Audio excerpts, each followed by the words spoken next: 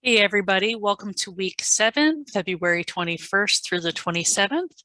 I am making this a lecture light week and actually kind of a reading light week too.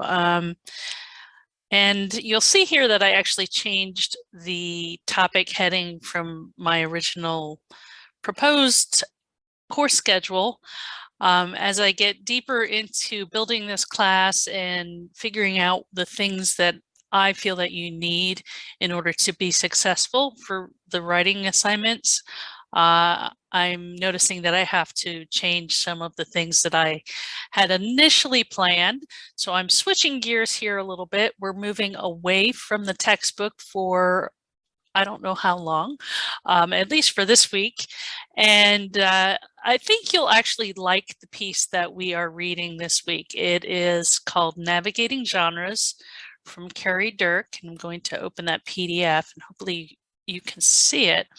Don't let the number of pages turn you off because they're actually, you'll see here, they're kind of short pages. And this text is actually found online as well. It's an online textbook.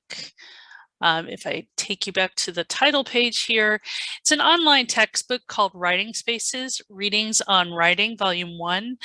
And I had forgotten about this text for a while. I had initially looked at it probably, I don't know, a year and a half ago. But there are a lot of chapter downloads and some really good essays. And this essay by Kerry Dirk is really fantastic. It's a very conversational style. It's geared towards students in a composition class. So hopefully you'll find it interesting and hopefully help you navigate genres a little bit better. At the end of the piece, see, there's a lot of white space. At the end of the piece here, there are some questions that we'll be using, some discussion questions that we'll actually be using for our discussion board this week. So there were a couple of quotes that I wanted to share from this reading. And the first one is on the top of page 252, where Dirk is discussing something that the rhetoric scholar Lloyd Bitzer wrote back in 1968 from his article called The Rhetorical Situation. So the summary that Kerry Dirk has here, I'll just read it word for word. In other words, Bitzer is saying that when something new happens that requires a response, someone must create that first response. Then, when that situation happens again, another person uses the first response as a basis for the second. And eventually, everyone who encounters this situation is basing his or her response on the previous ones, resulting in the creation of a new genre. So this is explaining how genres kind of come about, that they're responses to a given rhetorical situation. And further down in that paragraph, he speaks about Amy Devitt, and a quote from her piece called Generalizing. She states, genres develop then because they respond appropriately to situations that writers encounter repeatedly. So I think that helps a little bit with understanding genre and navigating your way through genre.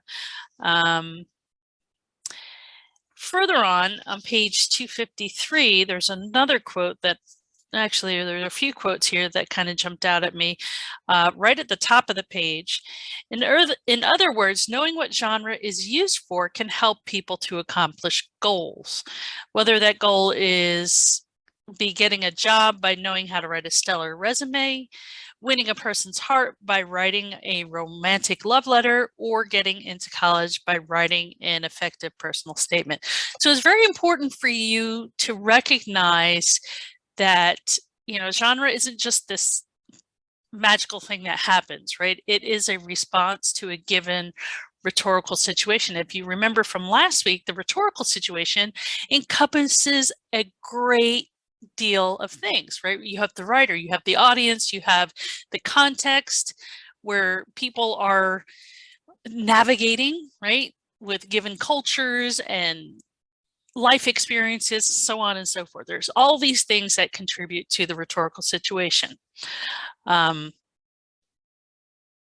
So the idea here is that when you know how these genres function as a social action, you can then predict how they're going to work rhetorically, how they're going to respond to that rhetorical situation. And the example is, you know, a joke is supposed to elicit a laugh, an email should elicit a response, your Facebook status should prompt people to comment, right, in your online friends. So there are all these different purposes and all these different social actions and genres and rhetorical purposes. Further down on that page, that's page 253, another quote that I highlighted is, what is important to consider here is that if mastering a form were simply a matter of plugging in content, we would all be capable of successfully writing anything when we are given a formula. And that just kind of reminded me how so many of you, so many of us have been taught this 5-paragraph essay, right? And that your thesis statement should have 3 points that you're going to argue, and they all develop beautifully into these 3 body paragraphs of your essay. And if you just plug in the right content, you're going to have good writing. But of course, you know now probably that that kind of writing isn't always the best kind of writing, and sometimes it's downright bad and can be really, really boring to read when it's formulaic like that. Let me see, I'm just looking through my printed out copy here to see if there was anything else that I wanted to pull out. I don't think there is, but anyway, have some fun reading this. As I said, it's very conversational, really accessible, and I think full of really useful information as far as understanding what genres are, how they work, and how they're uniquely tied to a given rhetorical situation. So that's the reading. And then let's move on to the assignments. So this week I am having you choose your genre samples. And you can do this submission as a text entry box, website URL, media recording, file upload, what have you. So this is to prepare you for the rhetorical analysis project, right? You're going to choose 2 different texts that you'll find on your own. You know, it could be a letter and congressional testimony, a speech and a poem, a patient brochure and a medical research finding, anything really.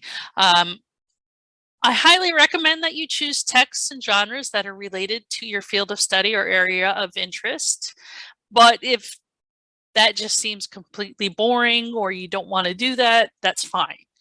But you know, if you think you want to examine something that's useful to you or that it may be useful to you in the future, depending on what your career path is, I want you to look at those things, right? So if you're a business major and you want to, you know, you're working with resumes and you want to look at resumes and job applications and analyze those 2 kinds of genres, fantastic.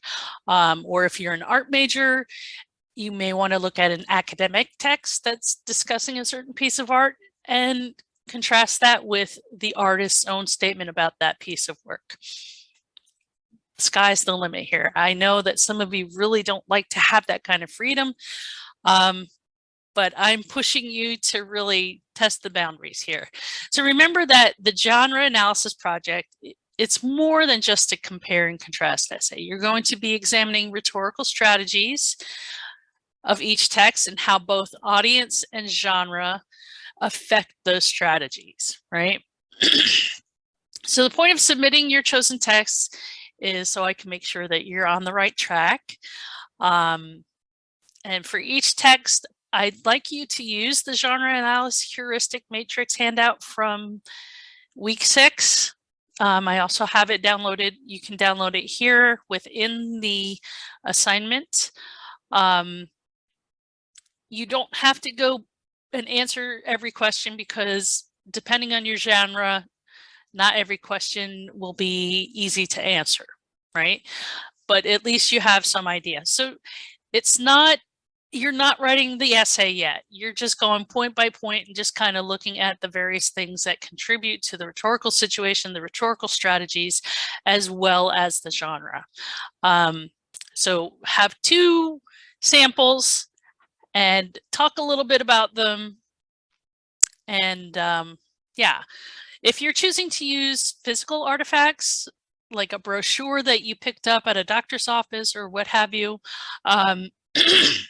make sure to take a little photo of that with your phone or whatever device you have to take pictures, and attach that image to the assignment so that I can see it. Or, you know, if you want to scan it, what have you, whatever is easiest for you. I don't want this to be a super complicated assignment since it's only 10 points, but I do want to be able to check in and make sure that you are going in the right direction for this larger assignment.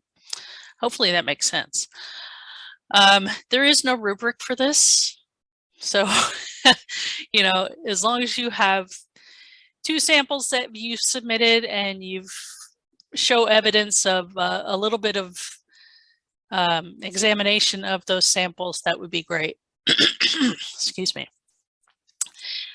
And oh, that is due Sunday the 27th. Everything's due Sunday the 27th. And then we have a discussion board, which I said is just the discussion questions from the end of the reading with an additional one. So after your reading, write a response that follows the questions. First question is just, I want to see how you felt about reading this piece. Was it interesting? Did you learn anything? And then the 3 questions from the end of the essay. I'd like you to respond to at least 2 peers, more people. If you find this discussion really intriguing and you want to contribute your 2 cents, that's fine, but at least 2 peers. So I want you to engage in conversation with each other. Talk about genre. What parts were interesting to you? What parts were you like, this is stupid, right? I just want to know what you think about the piece, because it's the first time that I've used it in any classes. So I'm interested in seeing what you think about it from a student perspective, as well as what you've learned about genres. So the initial posting for that is due Sunday, the 27th, and then your follow-up responses to at least 2 peers is due Wednesday, March 2nd. And that is that for week 7. Hopefully this is a little bit lighter so that you can start thinking about the genre analysis project, because that will be due right before spring break. So it's due March 13th. We're not taking a full 5 weeks. We're taking 4 weeks for this. So it's really good for you to be thinking ahead and making sure that you're got all your ducks in a row and that you're managing your time well and all of that. So if you have any questions for me, you know how to get in touch with me, and I am happy to schedule meetings outside of my office hours. I have office hours on, what days? Tuesdays and Thursdays from 1 to 2 p.m. I do those during Zoom, via Zoom, but I can also schedule times outside of that. Since I am not teaching face-to-face this semester, my schedule is a little bit more open. So, you know, if those times don't work for you because, you know, you're busy students and have lives, I'm happy to do that during the weeks during the weekdays. I don't schedule appointments on the weekends, but during the weekdays, that's fine. All right, have a great week, everybody. Take care. Bye.